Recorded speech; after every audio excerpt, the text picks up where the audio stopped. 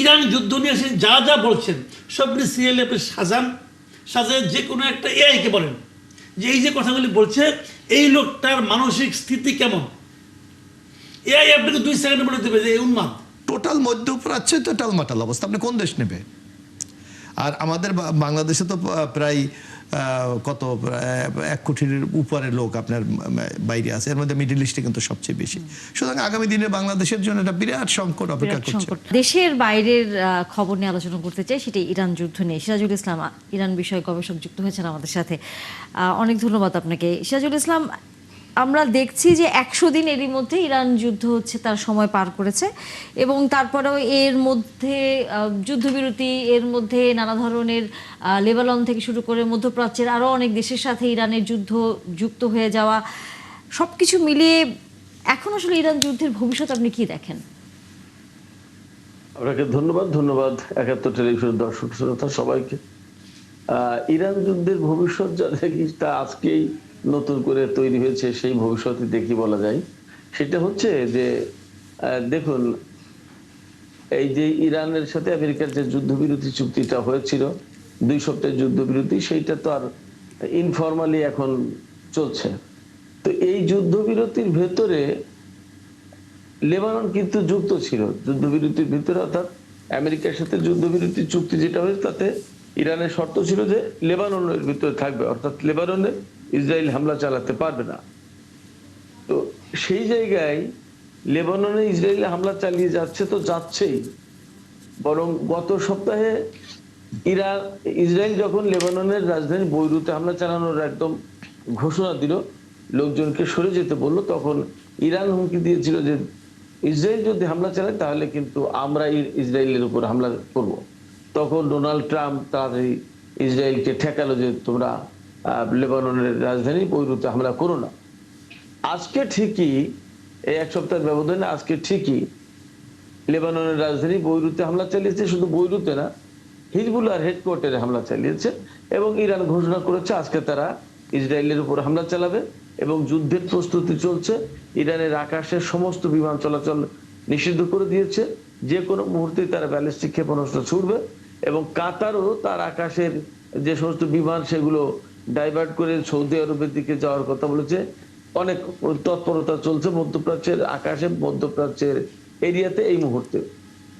আমি এটা দিয়ে এই বোঝাতে চাইছি যে আমেরিকার সাথে ইরানের যুদ্ধবিরতি চুক্তি হলেও প্রকৃতপক্ষে যুদ্ধবিরতি চলছে না, না আমেরিকা মানছে না ইসরায়েল মানছে, যার প্রেক্ষাপটে ইরানকে আবার জবাব দিতে হচ্ছে, হিজবুল্লাহকে যুদ্ধ করতে হচ্ছে।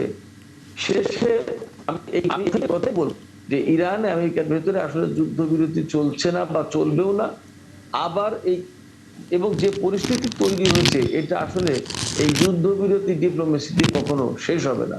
এর চূড়ান্ত পরিণতি যেভাবে হবে, যা ঘটবে সেটা হচ্ছে যে যুদ্ধ, এবং যুদ্ধের ভেতর দিয়ে এর নেগেটিভ পজিটিভ হ্যাঁ না তা একটা কিছু এটা ঘটবে, অর্থাৎ যুদ্ধই এর চূড়ান্ত এর বিধিলিখন হচ্ছে চূড়ান্তভাবে যুদ্ধ। মানে যুদ্ধ আসলে চলমান থাকছে, এটা আমরা এক কথায় বলতেই পারি। যুদ্ধ চলমান থাকছে, এবং যুদ্ধের ভেতর দিয়েই মধ্যপ্রাচ্যের যে সংকট, বিশেষ করে ইরানের সাথে আমেরিকা এবং ইসরায়েলের যে সংকট, এই সংকটের সমাধান যুদ্ধের ভেতর দিয়ে হবে, এর বাইরে। মাসুদ কামাল, যুদ্ধ চলমান হবে এটা আসলে আমরা কম বেশি নানা দিক দিয়ে বুঝতে পারছি, হয়তো আরও দীর্ঘায়িত হবে। কিন্তু এই যুদ্ধ দীর্ঘায়িত হলে পরে আমাদের মতো দেশে যে সমস্যাগুলো সবচেয়ে বেশি আমরা জানি যে জ্বালানির একটা সংকটের মধ্যে আমাদের পড়তে হয়েছে, এবং যদি মধ্যপ্রাচ্যেও এই যুদ্ধটি যদি এখন আরও ব্যাপকভাবে ছড়িয়ে যায়, সেখানে তো আমাদের সবচেয়ে বেশি প্রবাসীরা থাকেন, বিশেষ করে শ্রমিক যারা থাকেন, এটা রেমিটেন্সের একটা বিশাল অংশ হচ্ছে, প্রধানই অংশ আসলে আমরা বলতে পারি। এই বিষয়গুলো মাথায় রেখে আপনার দৃষ্টিতে কি মনে হয় যে সরকারের পরিকল্পনাটা আসলে কি হওয়া উচিত? এই যে শ্রমিকগুলোকে অন্য দেশে কাজের ক্ষেত্রে বিকল্প কোনো ব্যবস্থার আসলে কোনো রকম সুযোগ আছে কিনা সেটি ভাবা, পাশাপাশি তেলের এবং জ্বালানির সংকটটি মোকাবেলার জন্য বিভিন্ন সময় আমরা অন্য দেশের কথা শুনেছি যে আরও অন্য দেশ থেকে নিয়ে আসার যে প্রক্রিয়াটি, সেটি কিছুটা কি দেরি হচ্ছে বলে আপনার মনে হয়? দেখেন, আমি আপনাকে একটা ছোট কথা বলি। ধরেন আজকে ঘরের থেকে বেরোবো, বৃষ্টি হবে, আমি কি করব? ছাতা নিয়ে বেরোবো। ঝড় হবে, আমি ঘর থেকে বেরোবো না, ঘরের মধ্যে থাকবো। ঝড় হবে, আমি থাকবো না। কিন্তু আমি মনে করি সমুদ্র পাড়ে বসবাস করি, আমি জানতে পারলাম যে একটু করে সুনামি হবে, কথাটা খেয়াল করেন। কিন্তু আমার বাড়ির সমুদ্র পারে, আমি কি করব? আমার অপেক্ষা করা ছাড়া কোনো কাম নাই রে ভাই। এখন আমাদের মতো দেশের জন্য যে জিনিসটা যুক্তরাষ্ট্র করতেছে, এটা আমাদের জন্য সুনামি। আপনি এটাকে নিয়তি হিসাবে মেনে নেওয়া ছাড়া আপনি কিচ্ছু করার নাই। নিয়তি হিসাবে মেনে যখন দুইটা হাতি মারামারি করতেছে, ঠিক আছে, মাঝখানে একটা ইঁদুর বসে আছে, ইঁদুর কি করবে? কোন হাতির পা কখন তার উপর পড়বে সে জানে না ভাই। কিচ্ছু করার নেই আমাদের, এটা আমাদের নিয়তি ছাড়া আর কিচ্ছু না। আমাদের অপেক্ষা করতে হবে যে কিভাবে আমরা কি করতে পারি।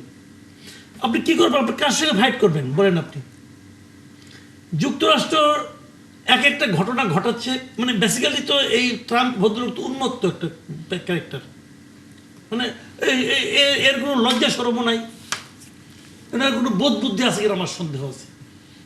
সে প্রথম দিন থেকে বলতেছে যে আমরা যুদ্ধে জিতে গেছি, মানে প্রথম সপ্তাহে এসে বলতেছে আমরা যুদ্ধ শেষ, প্রায় শেষ, তারপরে একবার সভ্যতা শেষ করে দিবে, অমুক তমুক। এখন 100 দিনের মাথায় এসে বলে কি ইরান খুব শক্তিশালী এবং ইরান খুব জেদি। তো এই লোকটা নিজেও ভাবে না, আমার দিকে জিজ্ঞাসা করে ভাই তুমি একবার না প্রথম সপ্তাহে কি করছিল, জিজ্ঞাসা করে তখন বলবে কি আপনি কোন মিডিয়া থেকে আসছেন? ও CNN, ফেক নিউজ করে দিল। এগুলো তো দেখে ওনার বেশ কয়েকটা প্রেস কনফারেন্স দেখছি, মানে ফক্স নিউজ ছাড়া ওনার কাউকে পছন্দ হয় না। তো এই লোকটার সম্পর্কে আপনি কি বলবেন, কি ভাববেন? এই কয় যে নেতানিয়াহু খারাপ, আবার পরে নেতানিয়াহুর জন্য সব কিছু করতেছে। আমেরিকার যারা সিটিজেন, আমি খালি তাদের কথা ভাবি, এত উন্নত একটা দেশ, এই দেশের নাগরিকরা কেমনি করে সহ্য করে এটা আমার মানে বোঝে, মানে বুদ্ধিতে কুলায় না যে কেমনি করে তারা এই পাগলকে সহ্য করতেছে।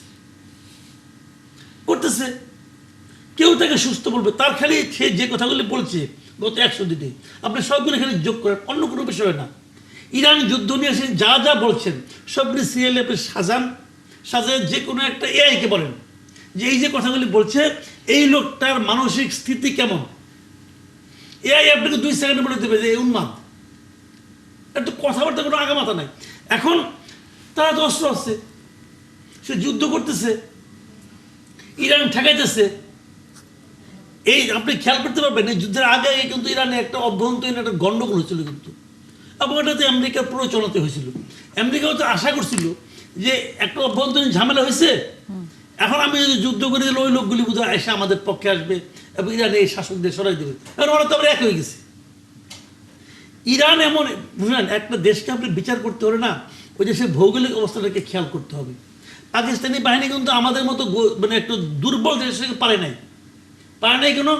যুদ্ধ শুরু করার আগে আমাদের যে ভৌগোলিক কি অবস্থা এটা খেয়াল করে নাই। এই দেশের মাটি, এই দেশের নদী, এই দেশের পানি এবং এর সমন্বয় এই দেশের মানুষের যে মানসিকতা খেয়াল করে নাই। ট্রাম্পের হয়েছে একই অবস্থা। পৃথিবীর ইতিহাসে আপনি ইতিহাস ঘাইটে দেখেন না ভাই, ইরানকে কেউ পদানত করতে পারে নাই, এই যাবৎকালে পারে নাই একটাই মাত্র কারণ ইরানকে ভৌগোলিকভাবে তারা খেয়াল করে নাই। একদিকে সমুদ্র, একদিকে পাহাড়, আপনি কোন দিক দিয়ে আসবেন রে ভাই?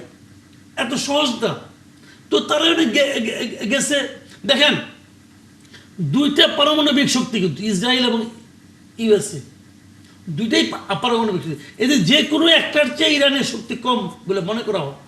এতদিন তাই মনে করতাম কাগজ কলম দেখা, কিন্তু 2জনে মিলে তো পারলো না রে ভাই। পারছে। মাঝখান থেকে কি হয়েছে, সারা দুনিয়াতে আমেরিকার যে একটা প্রভাব ছিল, একটা ইমেজ ছিল, এখন দেখা গেছে ওটা আসলে একটা ফাঁপানো বেলুন, ফুলা বড় কিন্তু ভেতরে বাতাস। কিন্তু তারপরে তাদের এই বলা যে কি বলবো আমরা, যুদ্ধের কারণে আমাদের মতো দেশে যে ধরনের আসলে সমস্যা, ওরকমই যে এই মানে 2 সিংহ, বাঘের সিংহে যুদ্ধ হয়, উল্লু খাগড়ার প্রাণ যায়, আমরা ওইখানে পড়ে আছি। এবি মোশাররফ হোসেন, জ্বালানির সংকট সামনে আসলে আমরা এই সংকটটা তো আমরা ধরেন এখন বিএনপির সরকার, মানে আমাদের সরকার, আমি যে দলের প্রতিনিধিত্ব করছি, আমাদের তো নানা সংকট মোকাবেলা করতে হচ্ছে। এখন আপনার জ্বালানি সংকট না হয় নানাভাবে আমরা সমাধান করার চেষ্টা করছি, কিন্তু আপনি স্টার্টিংয়ে যে কথাটি বলেছেন যে আমাদের বিরাট একটা জনশক্তি মধ্যপ্রাচ্যে আছে, এখনও আমরা দেখছি কিছু কিছু ফেরত আসছে। যদি এই সংখ্যা একটা বিপুল পরিমাণে ফেরত আসে তাহলে তো দেশে একটা চরম অস্থিরতা দেখা দেবে। একদিকে রেমিটেন্সের উপর যেমন হবে, অন্যদিকে যে এই যে এরা বেকার হয়ে বাংলাদেশে ফিরে আসবে, এবং আপনি যেটা বলছেন যে আবার এইটাকে অন্য দেশে নেওয়া যায় কিনা, টোটাল মধ্যপ্রাচ্যে তো টালমাটাল অবস্থা, আপনি কোন দেশ নেবে? আর আমাদের বাংলাদেশে তো প্রায় কত 1 কোটির উপরে লোক আপনার বাইরে আছে, এর মধ্যে মিডল ইস্টে কিন্তু সবচেয়ে বেশি। সুতরাং আগামী দিনে বাংলাদেশের জন্য একটা বিরাট সংকট অপেক্ষা বিরাট করছে। সংকট। সেটি কিভাবে মোকাবেলা করবে সরকার, তার দিকে আসলে কম বেশি আমরা সবাই তাকিয়ে থাকবো। থাকতে হবে। ধন্যবাদ আপনাদের সবাইকে, যুক্ত হয়েছেন আমাদের সাথে। আগামীতে আবারও কথা হবে।